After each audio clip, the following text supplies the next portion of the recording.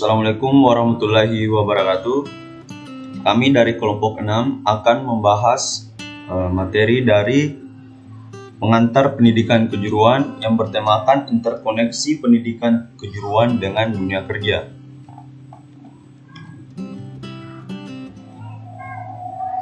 Oke, baik, sebelum saya lanjut membahas materi, kami akan memperkenalkan nama anggota kelompok. Yang pertama ada Andi Adiputra, yang kedua ada Valentino Gamgenora, yang ketiga ada Heruding, yang keempat ada Muhammad Noval Mukarrim, dan yang kelima saya sendiri, Muhammad Ottoman Mehmet.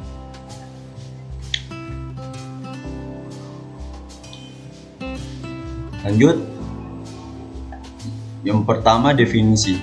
Pendidikan kejuruan dapat diartikan sebagai pendidikan yang spesial yang berfungsi menyiapkan peserta didik untuk memasuki pekerjaan tertentu atau pekerjaan keluarga atau untuk meningkatkan kemampuan tenaga kerja.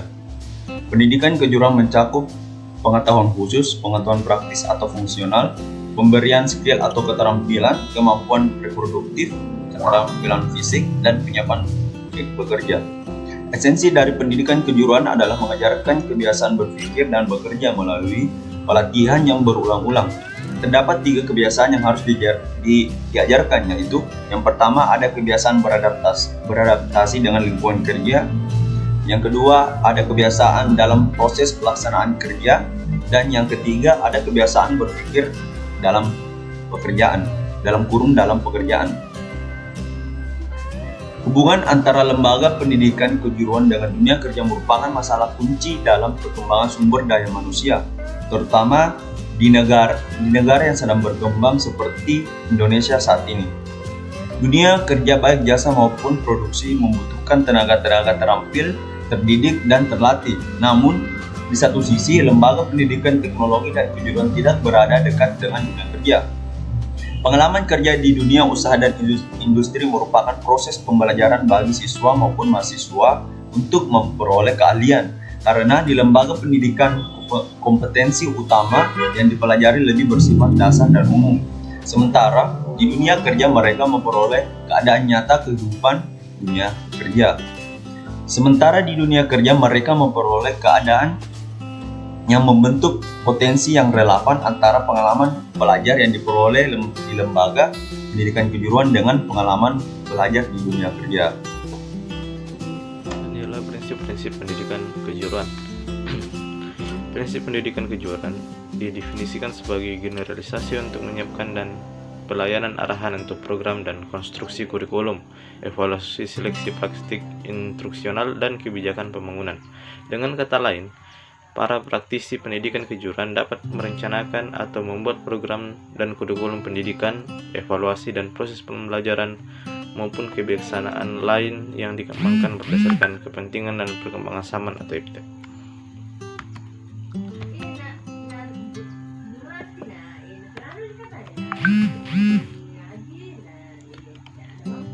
Dan adapun prinsip-prinsip kejuruan. Prinsip-prinsip pendidikan kejuruan menurut para tokoh yang pertama ialah Barlow 1974, Miller 1986, dan Dr. Charles Alan Prosser 1871 sampai 1952. Yang pertama ialah Barlow tahun 1974 mengemukakan ada 7 prinsip pendidikan kejuruan, yaitu 1. Dikembangkan dan diselenggarakan untuk warga negara, 2. Disediakan melalui pendidikan secara umum, 3. Membuat variabel pendidikan kejuruan untuk semua, integrasikan untuk semua, 4. Integrasikan teori dan praktek di dalam pendidikan kejuruan, 5. Melibatkan pemberi kerja di dalam program kejuruan, 6. Melibatkan pemerintah secara umum di dalam pendidikan kejuruan,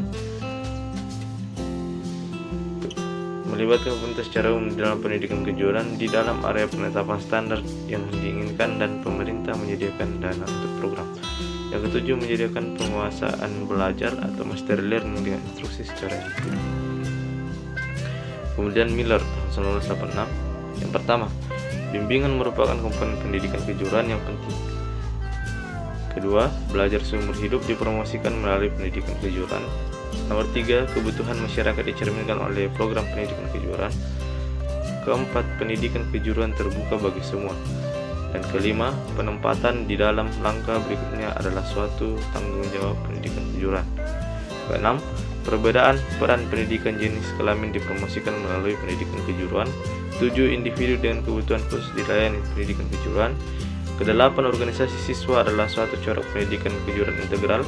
9. Guru pendidikan kejuruan merupakan komponen guru profesi dan guru jabatan. 10. Suatu etos kerja atau work ethic dipromosikan melalui pendidikan kejuruan. Kemudian dari Dr. Charles Alan Prosser tahun 1871 sampai 1952. Nomor 1, pendidikan kejuruan akan efisien jika lingkungan di mana siswa dilatih merupakan replika lingkungan di mana nanti ia akan bekerja. Kedua, pendidikan kejuruan yang efektif hanya dapat diberikan di mana tugas latihan dilakukan dengan cara, alat, dan mesin yang sama seperti yang ditetapkan di tempat kerja. Yang ketiga, pendidikan kejuruan akan efektif jika melatih seseorang dalam kebiasaan berpikir dan bekerja seperti yang diperlukan dalam pekerjaan itu sendiri. Keempat, pendidikan kejuruan akan efektif jika dapat memampukan setiap individu memodali minat pengetahuannya dan keterampilannya pada tingkat yang paling tinggi. Kelima, pendidikan kejuruan yang efektif untuk setiap profesi, jabatan, dan pekerjaan hanya dapat diberikan kepada seseorang yang memerlukannya, yang menginginkannya, dan yang dapat untung darinya.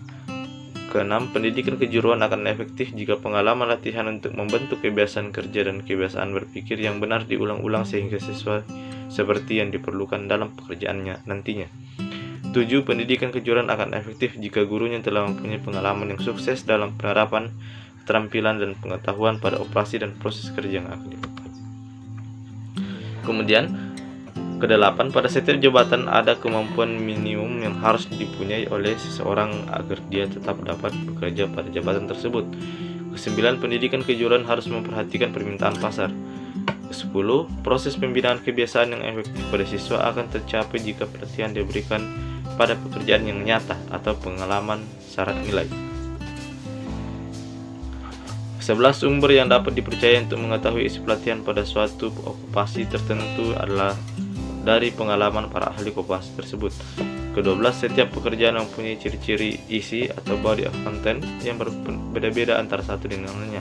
13. Pendidikan kejuruan akan merupakan layanan sosial yang efisien jika sesuai dengan kebutuhan seseorang yang memang memerlukan dan memang paling efektif jika dilakukan lewat pengajaran kejuruan.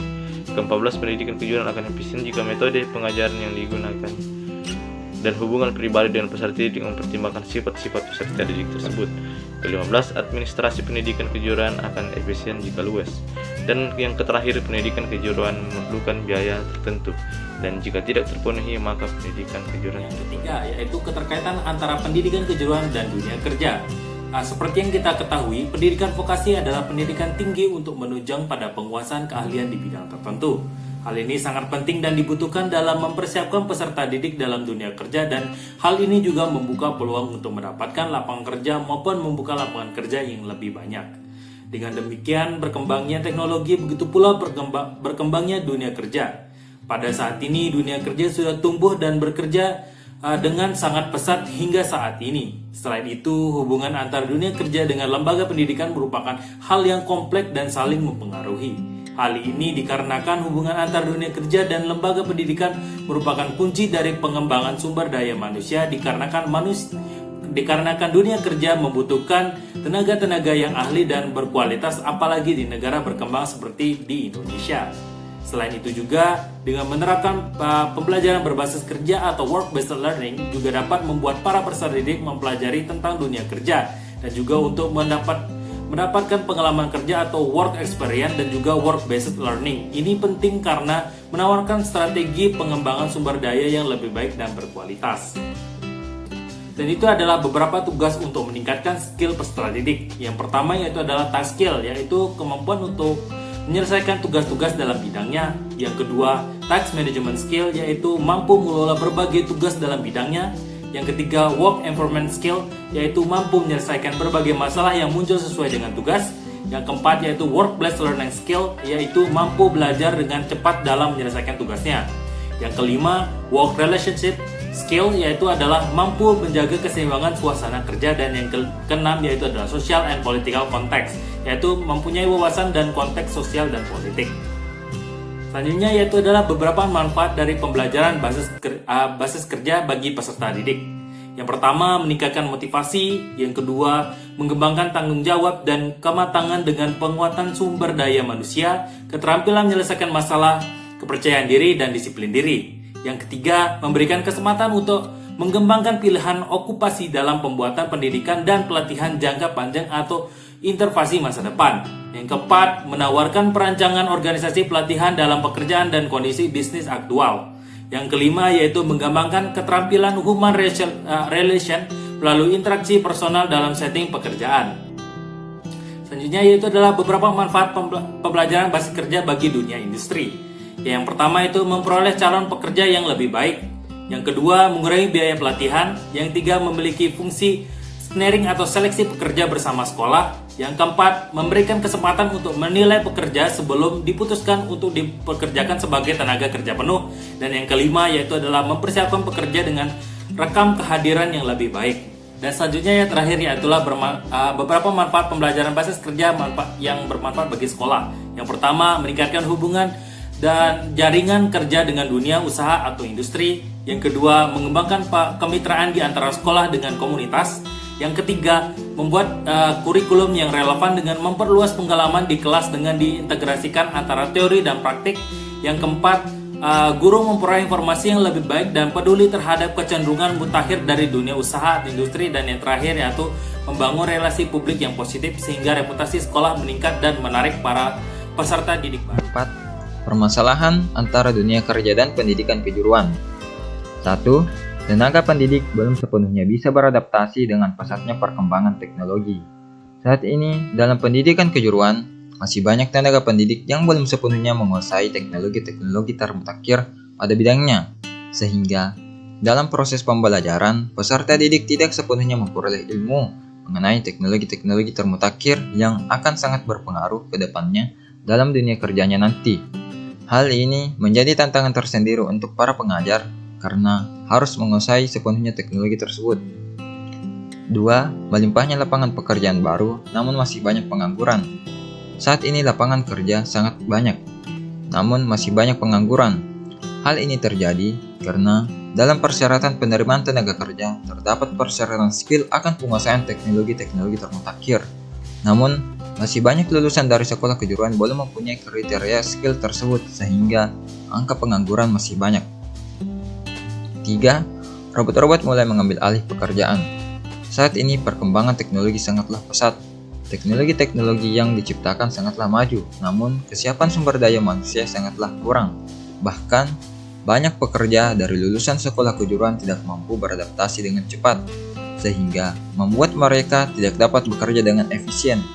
Hal ini memicu para ilmuwan di beberapa negara menciptakan robot yang dapat bekerja dengan sangat efisien. Dan tentu saja mereka diciptakan untuk menggantikan tenaga manusia. 4.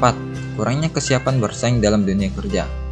Dalam metode pembelajaran di beberapa sekolah kejuruan, para tenaga pendidik belum sepenuhnya memberikan persiapan mental dalam persaingan dunia kerja, sehingga ketika para peserta didik mendapatkan persaingan dalam dunia kerja, beberapa dari mereka yang tidak bisa bersaing akan langsung jatuh mental dan depresi. 5. Kurangnya pengalaman bekerja sama untuk dunia kerja. Di beberapa sekolah kejuruan, para tenaga pendidik belum sepenuhnya memberikan pengalaman bekerja sama yang nyata akan dunia kerja kepada peserta didik, sehingga jika sewaktu-waktu mereka diminta untuk bekerja sama dalam proyek besar, mereka akan mengalami kesulitan yang mengakibatkan mereka tidak dapat bekerja dengan efisien. Selanjutnya ada upaya menghadapi masalah hubungan antar dunia kerja dan pendidikan kejuruan. Kemajuan perekonomian dan teknologi dalam era globalisasi ini semakin menuntut tersedianya sumber daya manusia yang berkualitas dan kompeten di segala sektor usaha agar mampu menghadapi persaingan yang semakin tajam menyebabkan perlunya peningkatan kemampuan SDM setepat agar diakui memiliki kompetensi pada bidangnya masing-masing untuk menghindari marginalisasi tenaga kerja lokal. Ada beberapa masalah yang dapat menghambat upaya pemerintah dalam memperbanyak lulusan berkompeten tinggi dan berkarakter untuk menyiapkan ketenaga kerjaan yang siap bersaing di era masyarakat ekonomi ASEAN atau biasa disingkat dengan MI, khususnya pada era global umumnya. Berikut upaya Indonesia untuk menghadapi tantangan yang terjadi dalam dunia kerja dan pendidikan kejuruan saat ini. Yang pertama ada dari pihak kejuruan itu sendiri. Poin pertama ada pengelolaan manajemen yang berbasis mutu. Yang kedua ada penerapan sistem pembelajaran abad 21. Yang ketiga ada adanya unit produksi dan jasa sebagai sarana praktik kewirausahaan.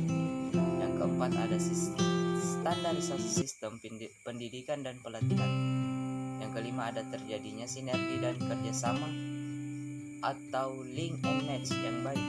Yang keenam ada dunia kejuruan membangun kerjasama yang baik dengan pemerintah, masyarakat, dan dunia usaha atau dunia industri dan asosiasi-asosiasi perusahaan. Dalam hal ini, dunia kejuruan perlu punya cara untuk menarik perusahaan atau industri terkait untuk diajak kerjasama. Dan yang terakhir ada sistem penyelarasan kurikulum seluruh mata pelajaran yang diajarkan. Ini sudah terlebih dahulu melewati verifikasi dari dunia industri. Untuk dari pihak pemerintah sendiri, yang pertama itu ada melakukan revitalisasi sesuai kebutuhan dan potensi daerah masing-masing. Yang kedua ada implementasi penguatan pendidikan karakter atau soft skill. Yang ketiga ada Kemendikbud berupaya melakukan penguatan kerjasama industri dan penguatan kelembagaan agar menjadi lembaga sertifikasi profesional. Maksud saya sertifikasi profesi pihak pertama agar memberikan nilai tambah pada lulusan.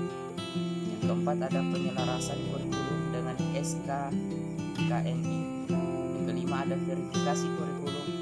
Dan yang terakhir ada pemerintah perlu membuat aturan hingga peningkatan kerja